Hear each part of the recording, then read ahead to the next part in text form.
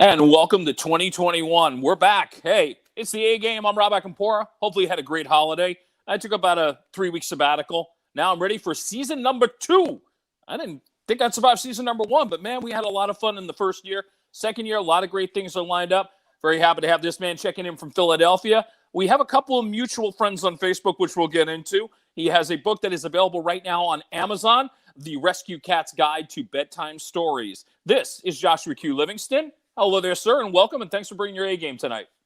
Hey, Rob. How you doing, my friend? I'm pretty good. Listen, before we even get started, it's interesting. I didn't realize you and I have a mutual acquaintance, and I knew him in radio. I think you knew him from your days of being a stand-up comic. That's Gary DeLina. I don't know him that well. See, you have to understand, from my comedy, I've been able to get like 200 Facebook friends, but I don't know all of them. I actually have 1,000. Wow, you're doing as well as I am. That's good. So between the two of us, we have the population of a small town. This is good. Yes. Interesting way to get started, though. You were in the comedy circuit really when it was at its hottest. In the 80s and 90s, that was really the way for comics to get noticed, where today it's more about getting on television, getting on cable, and what have you. But it was the club circuit that really got you discovered during that time.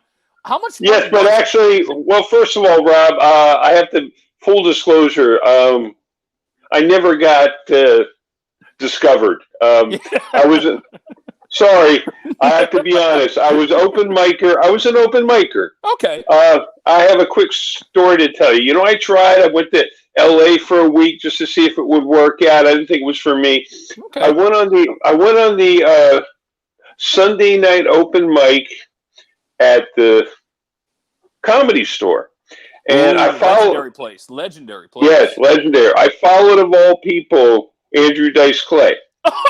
and you got to understand, just by talking, and you read the book a little bit, my humor is offbeat, it's personal. Yes. And that he was doing a show at the time, so he called himself Andrew Clay, and he had on a pastel shirt. He didn't go on as Dice Man.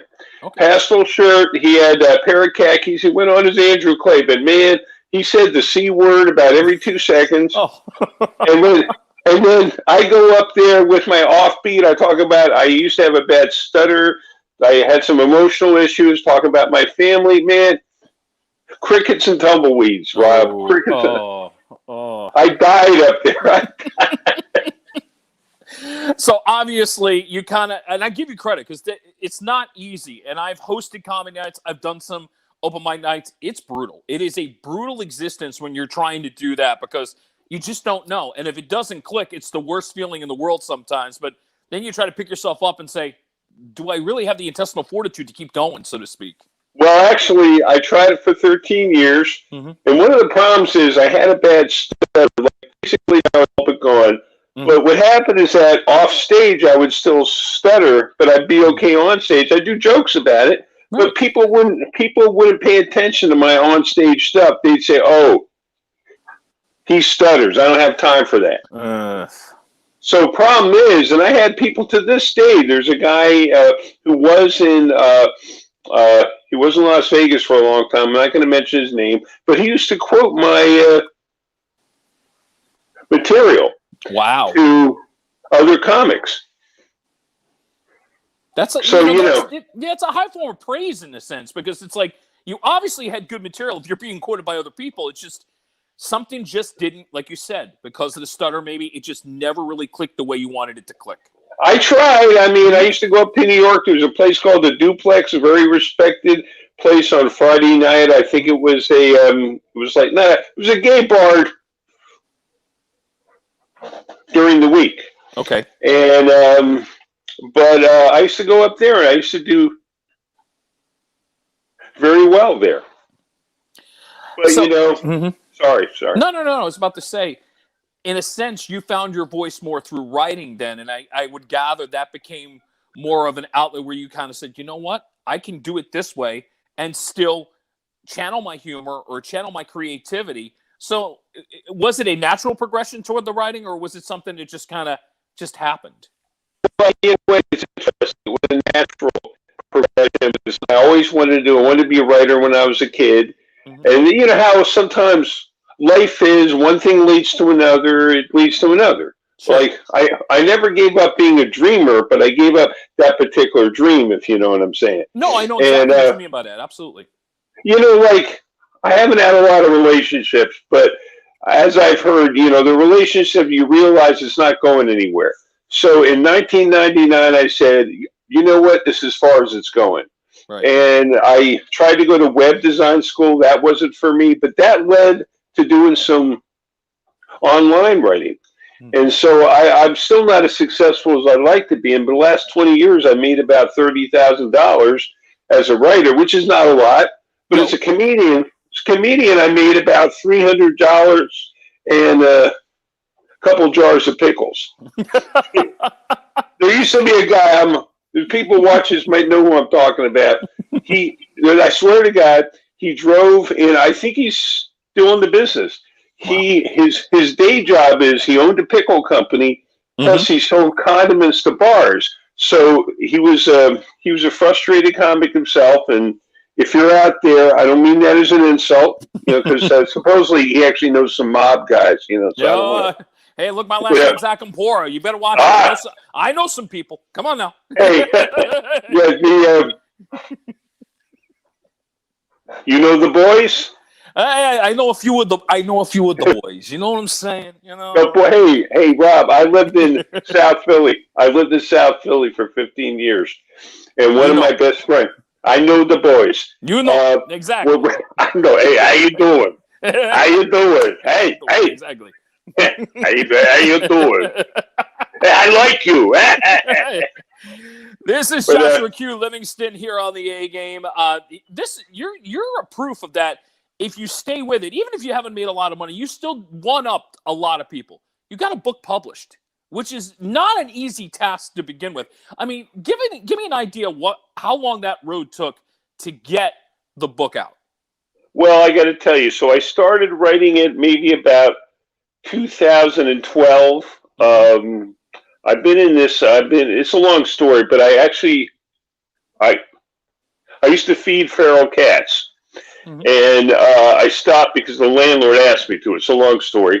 But I realized, you know, I was working as, and this is under my, as you know, Joshua Livingston is not my real name. Right. So I was working, pen name. I was working as a film critic. It was a part-time thing for the South Philly Review from 2001 to 2009. And then my father died, and I happened to resign from the Review that year. It's a long story. It was a pretty unpleasant kind of thing that happened. Sorry. Yeah, I'm so sorry. It happens. I don't mean my dad. I mean that happens. But I mean with me with the newspaper, it was time to go.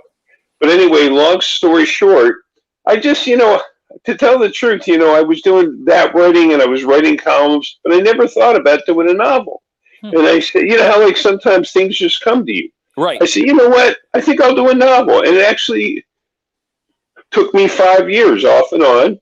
But I didn't get published the way a lot of people get published. I have a friend, he's actually going to be published with an actual publishing company. But it still takes a lot of work to get it up on Amazon.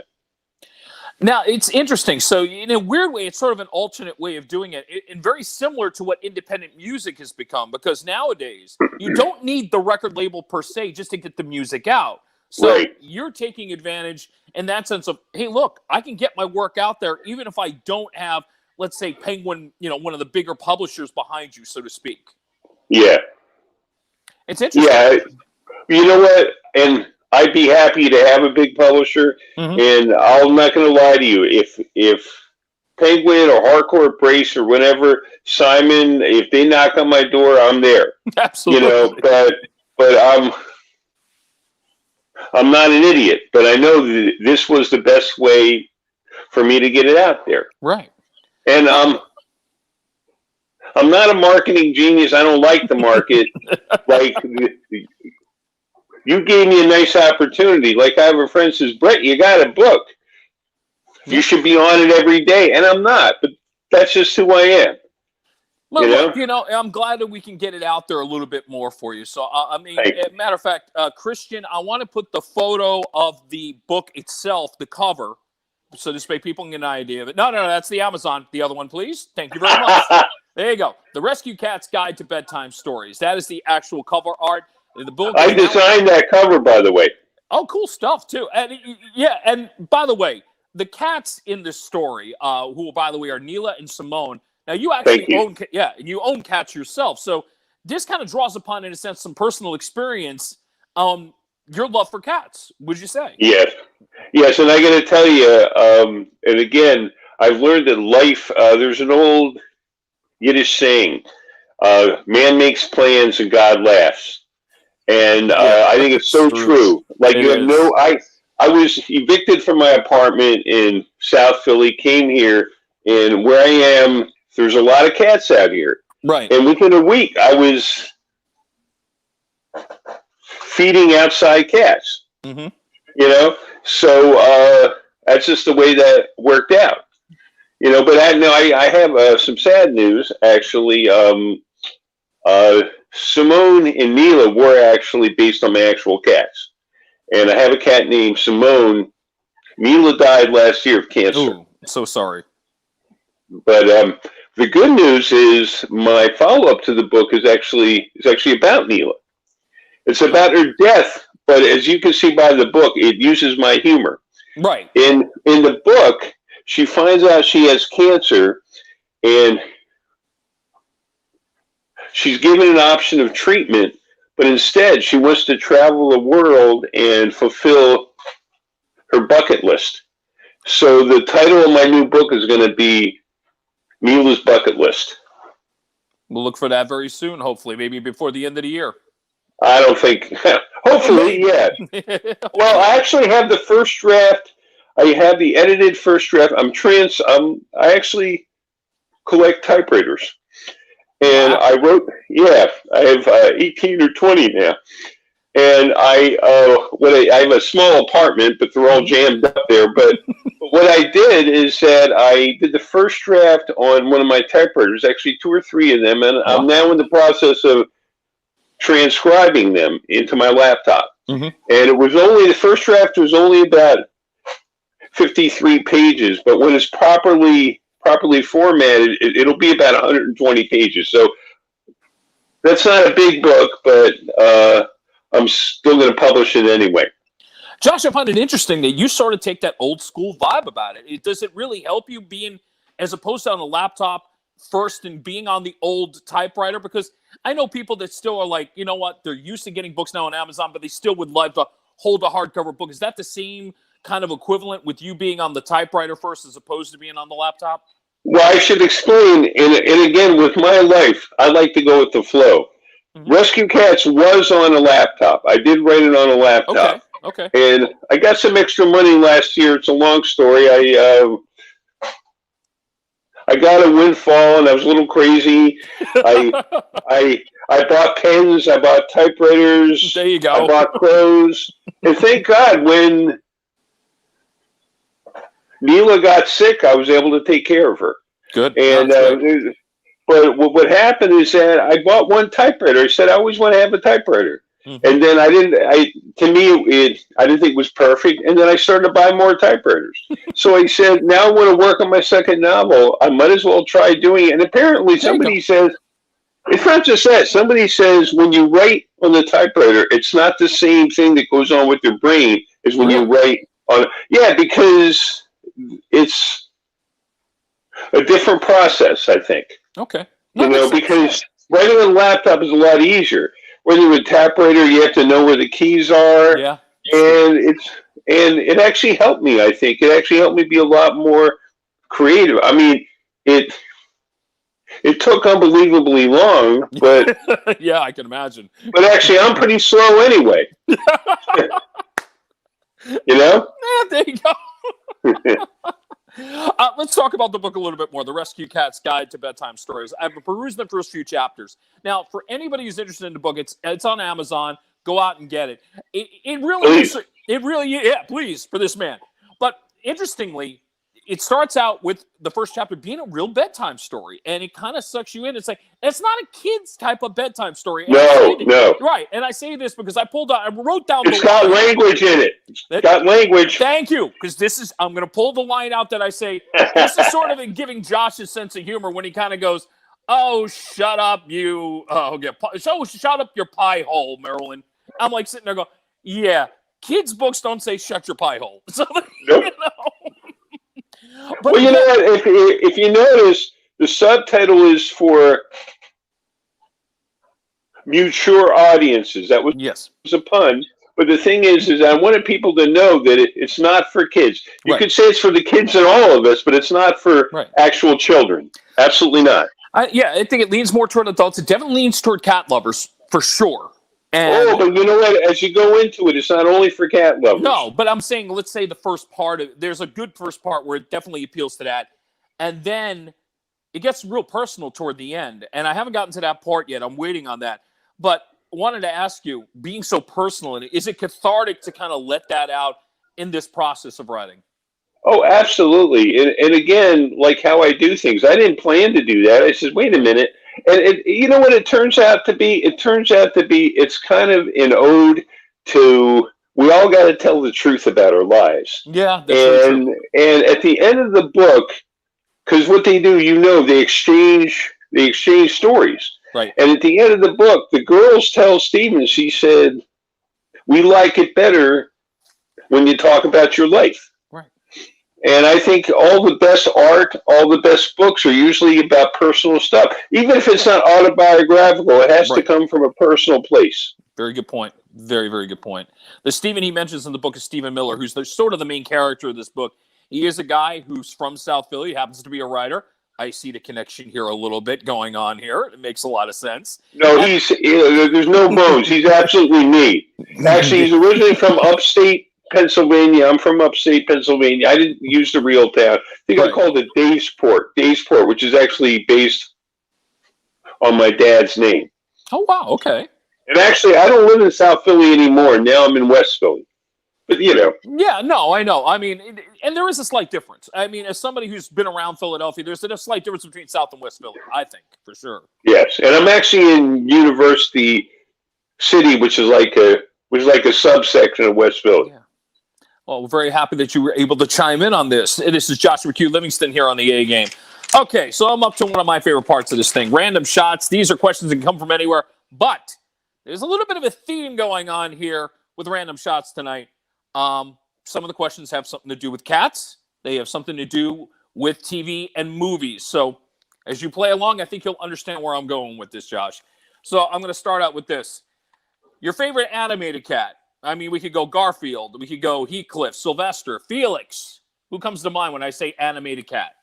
Top Cat. Ooh, good one. I used to watch that when I was a kid. It was a great show. It was like, for me, that was around the mid-'70s when it was popping up in reruns. Like McGill and Gorilla would be on Channel 11 in New York City, and so would Top Cat and a few others. So that's when I discovered Top Cat. Well, you know what? I have to tell you something, Rob. I'm from upstate Pennsylvania, but we used to get Channel 11, Channel 9, and Channel 5. Oh, okay. So you know exactly the channels I was watching. I know exactly. I used to watch Chuck McCann. Oh, there you go. Who actually just passed away a couple years ago, I think. Yeah, I think you're right on that. Good answer. I didn't see Top Cat coming. Top Cat, yeah. All right, so we'll go for cats in film. Christian, we got the photos ready. So the better cat in film, I got 3 that you can choose from. We can have Mr. Bigglesworth from Austin Powers. Hello, Scott. Or we could have Vito's cat from The Godfather. There's another interesting one. Or will it be Mr. Jinx from Meet the Parents? Now, do I have to stay within those choices? You know what? If you got something that's off the board, go for it. I'd be curious to see where you go. There's a wonderful animated film called Gay Paris, directed by Chuck Jones, he of the Bugs Bunny thing, in the early 60s. It's a musical. Was this the main character, Jean Tom? He was one of the characters. Okay, I do remember this. The female character was Musette. Yes, I do remember. The voice was Judy Garland. And they had wonderful songs. I tried to find it online. I found a version that was kind of a bad version, But to me, that is the ultimate cat on film. That, you know what? And it all came back to me because I'm sitting here going, I do remember this film vaguely. And you're right. It didn't pop up on television a lot. It really didn't. No, no. If you can find that in mint condition, oh, that's a nugget to find. That's a good one. That's a great movie. It's a great movie. It's fun to watch. But with the ones you chose, I would have to go with The Godfather. The reason I lean toward Bigglesworth, because for me, the reason I lean toward Mr. Bigglesworth, honestly, because it is sort of that spoof on You Only Live Twice in the Bond movie. Wait a minute. I have to tell you. Yeah. I used to have an outside cat, because I had a lot of. Some of the outside cats are very cool. Mm-hmm. He died tragically, but he's a very cool cat. His name was Mufasa, and he was my. Okay, so he was my. I'm glad I'm going to get a chance to do this because I'm going to have to do a tiny bit of comedy for you here. Fair enough. Mufasa, he was my outside lap cat. He was an outside cat, but when he saw me, he and I would hang out, out in the middle of the night. Mm-hmm. And I used to do a thing. I used to do a spoof from You Only Live Twice? Live Twice. Okay. If you notice, I had a little bit of hesitation. I'm sorry. No problem at all, sir. So wait a minute. It'd be 2 o'clock in the morning. I'd be up there on my stoop, and I'd be going like this, right? And I'd be doing my best. What's his name? The bad guy in that movie. Donald Pleasance. That was Donald Pleasance. Donald Pleasance with the monocle. Wait a minute. So I do my best. I would go. His name was Ernst Blofeld, right? Yes, it was Blofeld. Yes. Right. So I'd be holding Mufasa. I'd go, Mr. Bond. Either we wait a minute. Shh. Okay. Mr. Bond. Either we get the microchip, or Tokyo goes poof. You got the laugh down. But I would actually, and he probably was thinking, what's wrong with this guy? And I'd be going, Mr. Bond, either we get the microchip or London and Rome and Tokyo go poof. More random shots here with Joshua Q. Livingston. Okay. Now, these are two interesting films that were out. They made about the same amount of money. There was a Cats theme, but they were considered by the critics disappointing. I don't know if you saw either one of them, but what would have been more disappointing in your mind? The Broadway musical Cats that came on film a couple of years ago, or the 1996 film The Truth About Cats and Dogs? Actually, okay, I got to tell you. So now the Broadway play was very well received, but I hear the film version is horrible. The film version. I was basing it just on the box office, and I know for what they did in the production and what they made, they lost money, unfortunately, on that. No, believe me, everyone that I've ever seen, I've seen people that love movies posted. I said, I just saw Cats. Yeah. But you know what? You know where I think they made the mistake. But you know what? I reviewed Truth About. Actually, did I? That wasn't 96. About 2002, I thought. No, it was. Oh, wait a minute. Truth About. You know what? You're talking about the one with Uma Thurman. Yes. Which, by the way, I love that movie. Okay. Yeah, it was directed by the guy that did. I think it was directed by Michael Hoffman, who did one of the greatest black comedies of all time, Heathers. Oh, that is a great movie. Absolutely. And I love this movie. And there were some critics that pointed out that it was interesting that Uma Thurman was the hot one and Janine Garofalo was the plain one, but in real life, Janine Garofalo is a pretty attractive lady. Oh, absolutely. I think. I mean, if she was interested in me, I would be a happy camper. Yeah, I would agree with that. I mean, I happen to think Uma Thurman is one of the beautiful. She's gorgeous, but what I'm saying is, I thought that was an offbeat, romantic. Like you say, it wasn't really about cats. Janine Garofalo's character. She's a vet, isn't she? Yes. I think. Yeah, so man, if I had a girlfriend who was a vet, who was as attractive as Janine Garofalo, she'd be able to help my cat. Yeah, I'd be. But I want to say something about the film version of Cats. Okay. I have a theory. They should have done it as an animated film Because the problem is when you're on stage, because the songs are great. I'm not a big guy into that stuff. The songs are wonderful. Yes. But you're on stage, there's that distance between you and the stage. Right. When you see Idris Elba and these people dressed up in cat suits, it looks stupid. So what they should have done, they should have done it as a Pixar animated film, and I think it would have been fine that way. That's just my opinion. No, you know what? Well, why would I not be surprised if 5 years from now that actually happens? I would not be stunned. Yeah, they're probably talking about it now, but they're saying, you know what?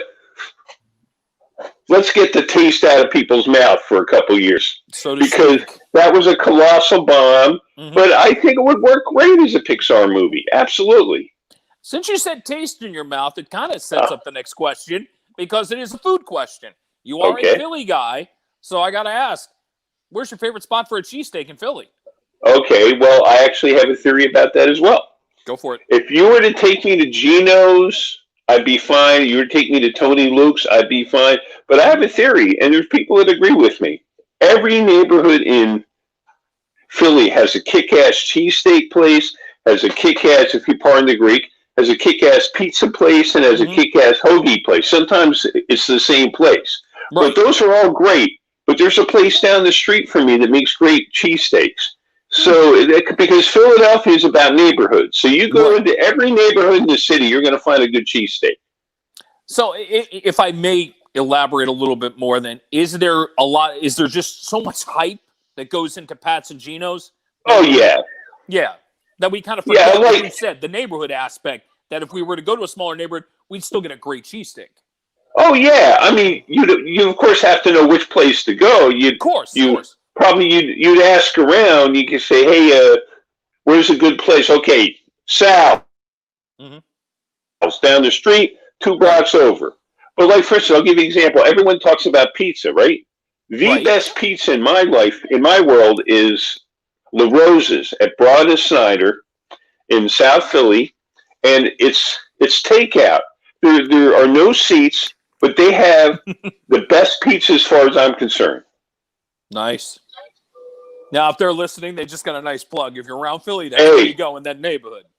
Well, there's other places. Well, they're square pizzas, but they're not Sicilian. That's just the way that No.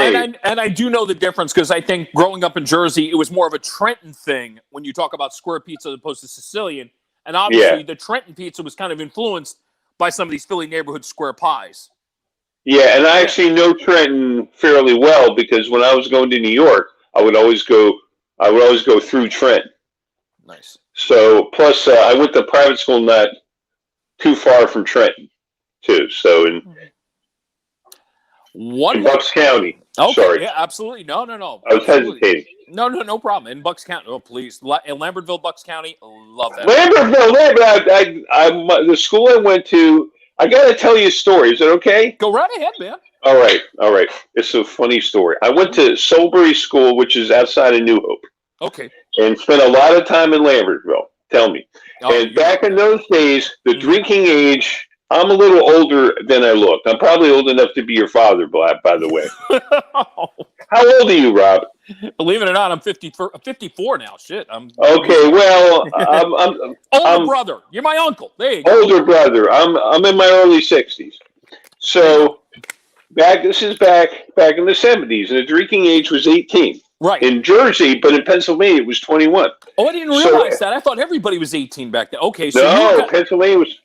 So you were coming over the line. No, so you were coming over the line to kind of have some fun, let's say. So Lambertville became sort of the place for you, so to speak. There were a lot of people that did that, but no, it's a little different. Okay. On Fridays, the school would make available, after the last class, a teacher would drive a van over to Lambertville, because New Hope is a very small town, even smaller than Lambertville. Sure. It's like, when it's not the tourist season, it's like 1,200 people. I think that Lambertville's a little closer to like 5,000. So they had a laundromat back then. They had a laundromat over there. So I had a friend, and every Friday night, he and I would, the beers, and we, and we put on some jazz or some prog rock, right? It was in my room. So, of course, to do beers, it means that you got to buy the beer. Well, So I had an MO. I had a method. On Fridays, they would take you over to do the laundry. So I would take my duffel bag, and then when it was time for the driver to take us home. And back then, it was okay to hitchhike. So I would tell the driver, I said, "Oh man, I got to put a couple more cool dryer. Is it okay if I hitch back?" He said, "No problem." So then once he was out of sight, I walked down to the liquor store. I would buy 2 6-packs. I put it in with my clothes, and then I would hitchhike back to school. True story. The things we did just to sneak a beer. I'm telling you, I swear to you, guys or any person our age, I think we all have that one story where it's like, yeah, and my brother, if he were here, he would attest to it going, yeah, we cut religion class at high school just to go to a neighbor's house. They did it. Yeah, But this wasn't just sneak a beer. This was our party night. My friend John. Oh, okay, yeah. And this is we would, and he had a bong. He used to make bongs, and people used to buy the bongs off of him. And I won't say his last name, but they used to say his last name. They would call it the Jones bong, and people over school all had one. Wow. And he used to bring his bong, and we would put on some jazz. We'd drink and smoke all night. And I was like 18 at the time. So the reckless youth. You gotta love it. All right, Josh, I got one more question for you on random shots, and I'm going to tap into you because, again, you've reviewed movies. You definitely have a good handle on this. So during the pandemic, a lot of people have been staying in, watching some films. So in your viewing, what has been the best film you've seen in the last year? Because we know the Golden Globe nominations are coming out next month. So kind of get your take. What's the best movie? Is it okay if it's an older movie or a couple of years old? If that's the best movie you've seen in the last year, go for it. Okay, I just saw Eddie Murphy's movie, Mr. Church. And wow. I loved it. It got some criticism. Mm-hmm. There's an expression that they use, which I can't use on your show. It's not dirty words, but it's a little... Some people might have a problem with it. I think it probably is best if we don't say the word. Let's say, thank you, but it's a stereotype, and you've seen these movies where black character, he's not the main, although in this one he is the main character, where black character, he has almost like magical powers. And Key and Peele actually did a spoof on that. And a lot of people had a problem with that. They feel, well, why does he always have to be magical? Why is he... Because they don't think he's the equal of the main character. But it was a beautifully done movie. And, when a movie makes me feel, when I was a critic, I would give good reviews if everyone else gave bad reviews. Because, you know what, if a movie makes me feel, if I'm crying and I'm laughing in that same movie, to my mind, it did its job. So I've been watching a lot of old movies on Internet Archives. I'm watching film noirs. But I happen to love this movie a lot. One to recommend. I have not seen that, so I'll definitely have to put that in my queue and definitely take a watch on that, Mr. Church. Good recommendation. I appreciate that. Hey, listen, one more time, let's mention the book. It's The Rescue Cat's Guide to Bedtime Stories. Now, I'm gonna ask Christian to put up the Amazon photo for 1 minute, because if you're searching Amazon, you're going to see this. So no, but actually, you can also find the other one through Amazon as well. Oh, very cool. This is the ebook. Okay, this is the ebook, right? And Christian, now let's put the other photo up so they know. Very good, thank you very much. That's on Amazon as well. If you're an e-reader, you can get the book right now on Amazon.com. As a matter of fact, when this podcast is over, we will put the Amazon address up there on Facebook, so this way you can click on it and order it if you would like. Okay, and if I may ask, I do one last question, Rob. You got it. Make sure to put the link from the one that has my cover on it, not the other cover, please. Fair enough. We can take care of that for you. Joshua Q. Livingston, congratulations on the book. Thank you for spending some time with us. And thanks for getting 2021 started for myself. I appreciate it. I appreciate it, Rob. No problem. We're back Have next a good week. night, sir. You too. We're back next week on the A Game on Monday night at 8:30. We'll see you then. Have a great week ahead and take care.